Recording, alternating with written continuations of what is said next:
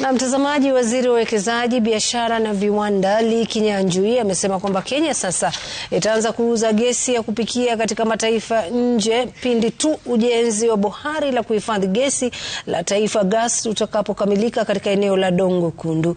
Kinyanjui amesema kwamba serikali ilitenga eneo la Dongo Kundu kwa uwekezaji wa viwanda kwa kuwa liko karibu na bandari ya Mombasa, kurahisishia shughuli za usafirishaji bidhaa katika mataifa ya nje na kuleta Kenya mapato zaidi. And one of the things that we are keen to ensure is that we increase value addition and manufacturing in Kenya.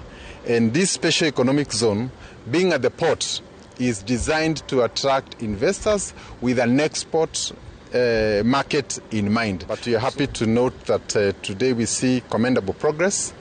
And in the next 2 months, by around April or March there, we expect that they will be complete and that Kenya will be able to have an additional 30,000 metric ton capacity here, making it not just distribution for the country, but also for the entire region, including the countries that are around us. We're good generally as a country.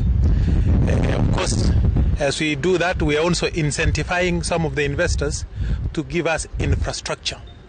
You've already seen what's happening at the port, where the berth is being constructed. Those kind of investment is what we are attracting, what we are trying to encourage, so that they can provide supportive and necessary infrastructure for ease of movement of goods and to do what they are good at.